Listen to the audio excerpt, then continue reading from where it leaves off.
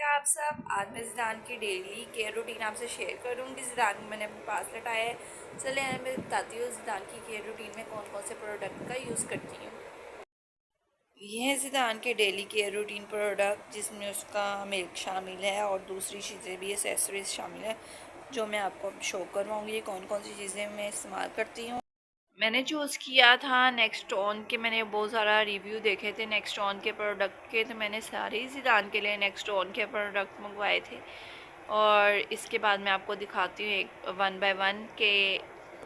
सबसे पहले ये डाइपर है। मैं केयर बेबी के डाइपर्स यूज़ कर रही हूँ और ये बहुत कंफर्टेबल हैं और अभी तक ज़िदान को 3 मंथ्स होने वाले हैं और एक बार भी रैश नहीं हुआ।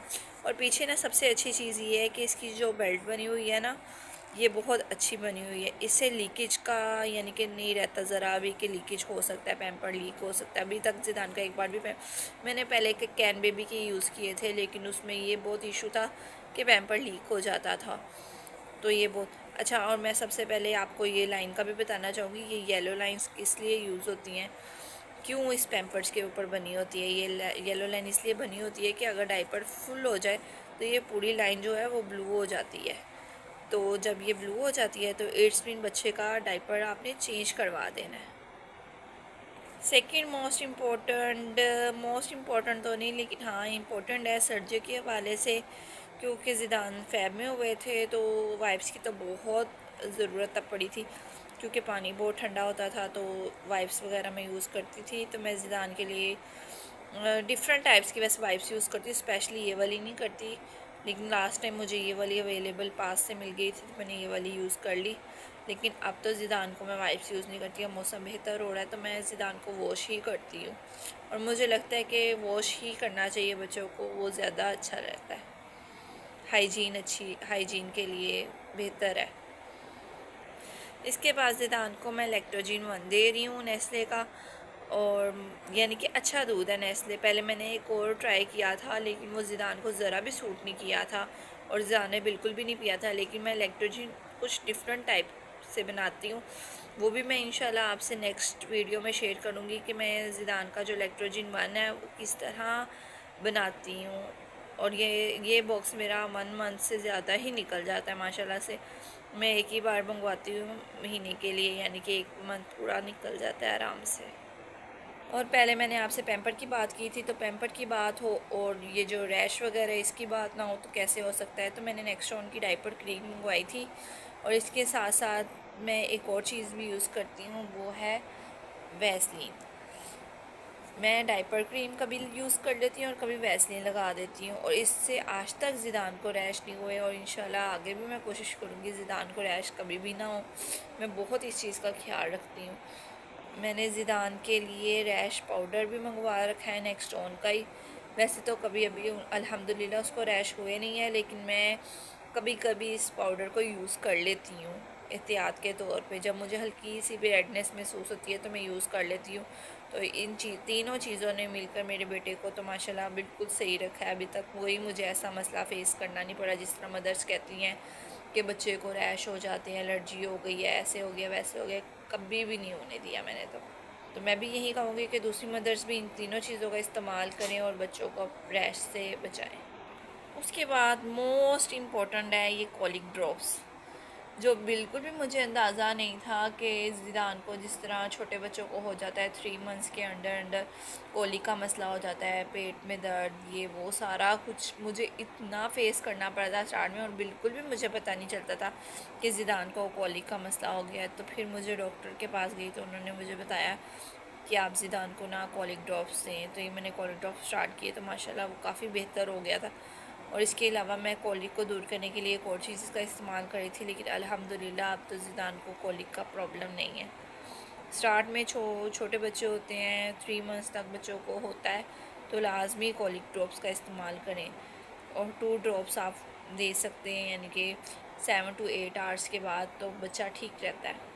उसके बाद मुझे ये डॉक्टर ने विटामिन डी के ए और डी के ड्रॉप्स लिख के दिए थे डेली बेसिस पे।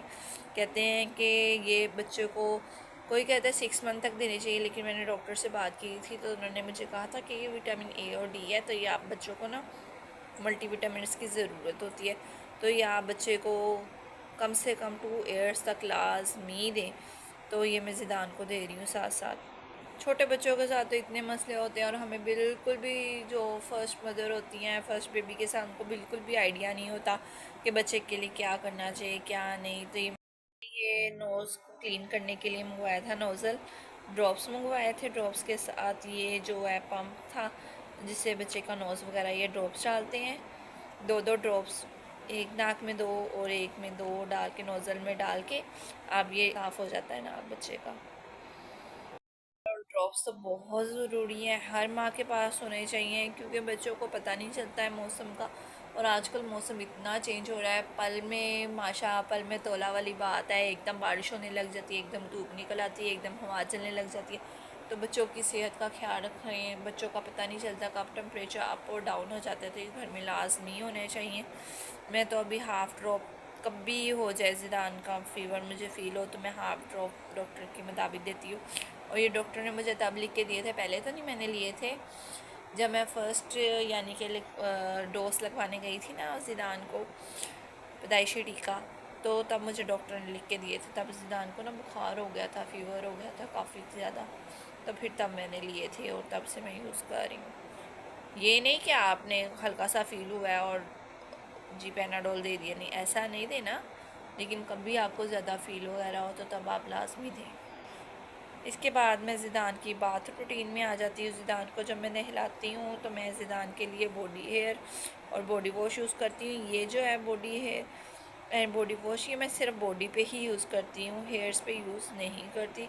हेयर पे मैं ये शैम्पू यूज़ करती हूँ क्योंकि ये आँखों में भी चला जाए तो इतना इशू नहीं होता। तो हेयर्स पे मैं ये यूज़ करती हूँ और बॉडी पे मैं ये यूज़ करती हूँ। हालांकि ये बॉडी और हेयर्स दोनों पे भी यूज़ हो सकता है, कोई ऐसा इशू नहीं है।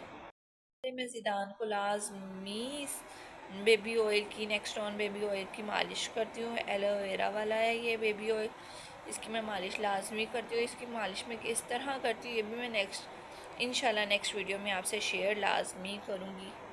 नहलाने के बाद तो मैं ज़िदान को वैसे पाउडर वगैरह कम ही यूज़ करती हूँ बॉडी पे। डॉक्टर भी कहते हैं इतना यूज़ नहीं करना चाहिए, लेकिन कभी ज़िदान दूध वगैरह फेंक दे या कभी कहीं ऐसा हो कि मौसम ऐसा हो रहा है नहलाया नहीं जा रहा और थोड़ी दूध वगैरह, आपको पता है बच्चे फेंकते हैं तो स्मेल वगैरह आए तो हल्का सा लेके मैं उसकी बॉडी पे लगा देती हूँ। ये नहीं कि जिस तरह माएँ लगा देती हैं और नज़र आ रहा होता है भाई पाउडर लगा हुआ है, ऐसा कभी भी नहीं करती।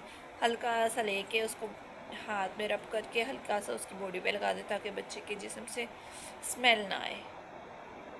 और सबसे लास्ट में ये मेरा मोस्ट फेवरेट प्रोडक्ट है और सबसे अच्छा है, mosquito replicant. Oh my God, ये स्प्रे इतना अच्छा है और बच्चों के लिए मैं कहती हूँ घर में होना ही चाहिए। अब जैसे आपको पता है कि मच्छर का मौसम है, मॉस्किटो का मौसम है, इतने मच्छर आ जाते हैं घर में, कमरे में, और बच्चों को बाहर भी लेके जाना पड़ता है। तो ये प्रोटेक्शन के लिए बहुत ज़रूरी है, बच्चों को लगाना चाहिए।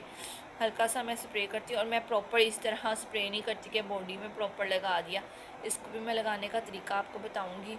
आप प्रॉपर बच्चों को स्प्रे कर देते हैं। लास्ट मेरी सिस्टर इन लॉ आई हुई थी तो उन्होंने पूरा ऐसे प्रेस करके ना अपनी बेटी को लगा दिया था, तो वो फिर नहीं सही लगा, उसकी आइस में चला गया था तो फिर इशू हो गया था।